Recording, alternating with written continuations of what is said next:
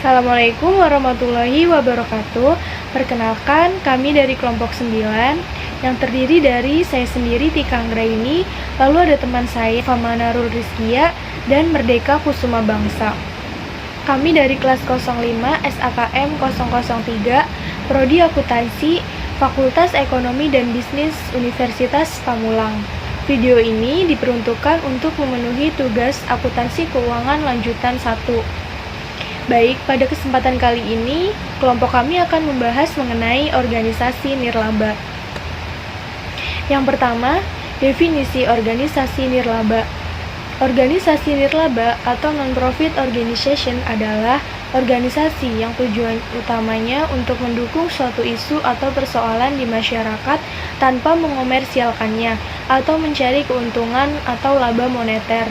Contoh organisasi jenis ini adalah tempat ibadah, sekolah negeri, rumah sakit, klinik umum, organisasi politik, jasa sukarelawan, serikat buruh, lembaga kajian, dan museum.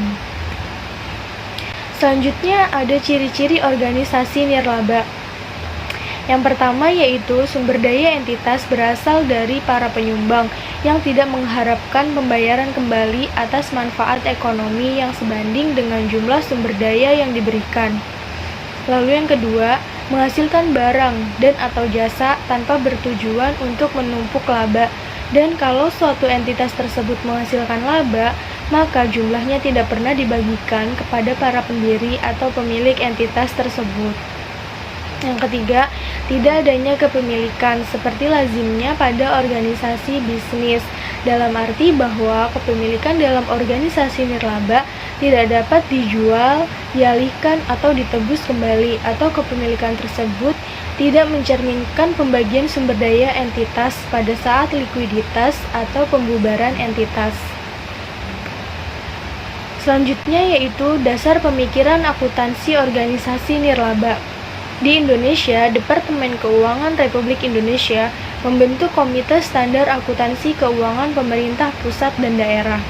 Organisasi penyusun standar untuk pemerintah itu dibangun terpisah dari FASB yang berada di Amerika Serikat atau Komite Standar Akuntansi Keuangan Ikatan Akuntan Indonesia di Indonesia.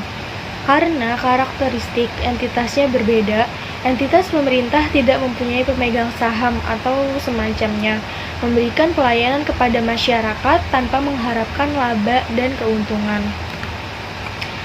Lalu, menurut BEMS, tahun 2009 mengkategorikan entitas nirlaba menjadi beberapa bagian, yaitu yang pertama, kesehatan sukarela dan kesejahteraan, yang kedua, rumah sakit dan pelayanan kesehatan, yang ketiga, perguruan tinggi dan universitas, dan yang keempat, lain-lain seperti gereja dan museum.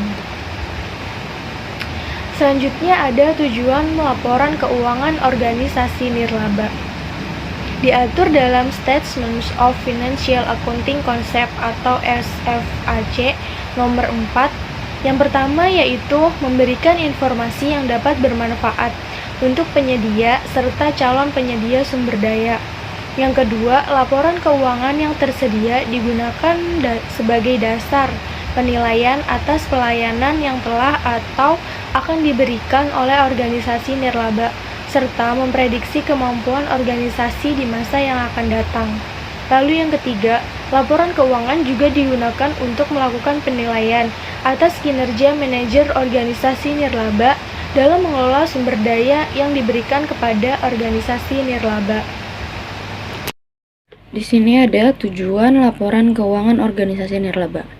Ada 3, yaitu yang pertama, menyajikan informasi tentang kekayaan bersih yang dimiliki organisasi, sumber daya ekonomi, utang piutang, serta seluruh kejadian ekonomi yang berkaitan dengan sumber daya yang dimiliki.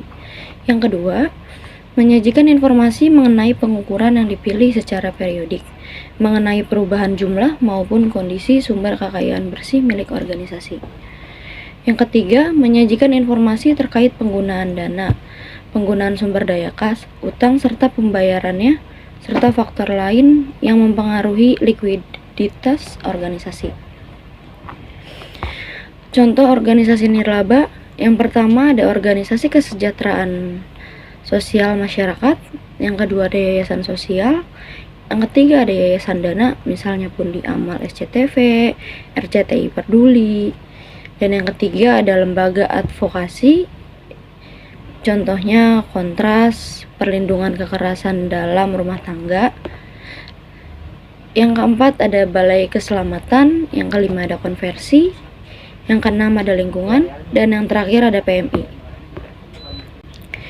Menurut ISAK nomor 35, siklus akuntansi merupakan proses pengolahan data ekonomi sejak terjadinya transaksi dan memiliki bukti transaksi yang sah yang akan diinput dan diolah sehingga menghasilkan output berupa informasi laporan keuangan. Siklus akuntansi dalam organisasi nirlaba ditentukan sebagai berikut. Persamaan dasar akuntansi organisasi nirlaba berbeda dengan persamaan dasar akuntansi pada perusahaan lain. Hal ini karena organisasi nirlaba tidak mengenal modal pemilik. Sumber harta organisasi nirlaba berasal dari sumbangan dan hasil pengembangannya. Persamaan akuntansi. Persamaan dasar akuntansi organisasi nirlaba berbeda dengan persamaan dasar akuntansi pada perusahaan lain. Hal ini karena organisasi nirlaba tidak mengenal modal pemilik. Sumber harta organisasi nirlaba berasal dari sumbangan dan hasil pengembangannya. Nah, di sini ada persamaan akuntansi untuk organisasi nirlaba dapat digambarkan sebagai berikut. Aktiva sama dengan kewajiban ditambah aktiva bersih. Nah, setiap transaksi yang terjadi dalam organisasi nirlaba akan selalu mempengaruhi sisi kiri dan sisi kanan dengan jumlah yang sama. Sehingga persamaan tersebut akan terus berlaku seperti halnya transaksi pada sebuah perusahaan.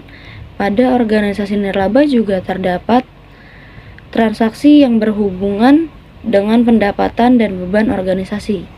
Selisih pendapatan dan beban ini merupakan surplus atau defisit dari aktivitas organisasi nirlaba untuk periode tertentu. Surplus akan menambah aktiva bersih, sedangkan defisit akan mengurangi aktiva bersih. Berdasarkan hal tersebut, maka transaksi pendapatan dan beban akan berpengaruh terhadap aktiva bersih. Oleh karena itu, persamaan dasar akuntansi dikembangkan menjadi aktiva sama dengan kewajiban ditambah aktiva bersih, ditambah pendapatan dan dikurang oleh beban. Pencatatan transaksi dilakukan berdasarkan data dari dokumen sumber yang sah. Dalam buku yang disebut dengan jurnal, data yang telah dicatat pada jurnal kemudian dipisahkan berdasarkan masing-masing kelompoknya dan dicatat dalam buku besar. Data yang ada pada buku besar direkapitulasi sehingga saldonya dapat ditampilkan dalam laporan sederhana berupa neraca saldo. Mungkin saya ingin melanjutkan yaitu tentang bukti transaksi. Bukti transaksi secara sederhana adalah dokumen yang sah secara hukum yang dapat dipergunakan sebagai dasar atau terjadinya suatu transaksi. Dokumen ini bisa berupa dokumen tanggal, bisa juga merupakan satu kumpulan atas beberapa dokumen yang menjadi kesatuan. Harus diingat bahwa transaksi tidak dapat dibenarkan jika tidak didukung oleh bukti yang cukup. Selanjutnya, bagan akun atau chart of accounts. Di bagan akun ini pada akuntansi yang sangat sederhana, persamaan ini bisa hanya terdiri atas aktiva, kewajiban, dan ekuitas. Akan tetapi, pergolongan yang seperti ini menjadi tidak informatif, apalagi jika perusahaan telah menjadi besar, sehingga transaksi yang terjadi pun semakin kompleks. Oleh karena itu, perlu pergolongan yang lebih terinci lagi yang disebut sebagai daftar akun. Slide selanjutnya, pajak bagian organisasi nirlaba. Pajak bagi organisasi nirlaba sebagai entitas adalah lembaga, maka organisasi nirlaba merupakan objek pajak, artinya seluruh kewajiban objek pajak harus dilakukan tanpa terkecuali. Akan tetapi, tidak semua penghasilan yang diperoleh yayasan merupakan objek pajak. Selanjutnya, pemerintah Indonesia memperhatikan bahwa badan sosial bahkan bergerak untuk mencari laba sehingga pendapatannya diklarifikasi atas pendapatan pajak dan bukan objek pajak. Namun di banyak negara organisasi nirlaba boleh melamar status sebagai bebas pajak, sehingga dengan demikian mereka akan terbebas dari pajak penghasilan dan jenis pajak lainnya. Dan untuk selanjutnya itu tentang karakteristik organisasi nirlaba. Karakteristik yang membedakan organisasi nirlaba dengan organisasi laba dapat diuraikan sebagai berikut. Yang pertama, tidak adanya pengukuran nirlaba. Yang kedua, tidak selalu bergantung pada kekuatan pasar. Yang pertama, tidak adanya pengukuran nirlaba. Banyak organisasi laba mempunyai banyak kesasaran dan tidak ada cara yang layak untuk mengkombinasi ukuran beberapa keluaran. Tidak adanya ukuran laba menjadikan proses kendali manajemen menjadi sulit. Pada hakikatnya, keuntungan adalah perbedaan antara lain biaya dari masukan organisasi dengan hasilnya output. Biaya dalam organisasi nirlaba dapat dihitung dengan mudah layaknya seperti pada organisasi laba. Sebaliknya, keluaran sulit ditentukan secara kuantitatif. Dan selanjutnya, tidak selalu tergantung pada kekuatan pasar aktivitas organisasi komersil atau profit oriented. Diatur oleh mekanisme pasar, organisasi ini harus bertindak dalam batas penawaran dan permintaan yang diciptakan pasar. Barang atau jasa yang dihasilkan haruslah mengikuti zaman, berharga layak dan kompetitif. Beberapa organisasi nirlaba juga mendapatkan seluruh atau sebagian besar sumber dayanya dari penjualan, misalnya sebagai besar rumah sakit, sekolahan, dan perguruan tinggi swasta yang tergantung terutama pada uang kuliah. Termasuk juga organisasi riset yang sumber dananya berasal dari kontrak dengan proyek-proyek tertentu. Dan mungkin kita langsung ke kesimpulannya, yaitu kesimpulannya berdasarkan pengertian di atas dapat disimpulkan bahwa organisasi nirlaba adalah salah satu lembaga yang tidak mengutamakan laba dan menjalankan usaha atau kegiatannya. Terima kasih. Billahi taufiq wal hidayah. Wassalamualaikum warahmatullahi wabarakatuh.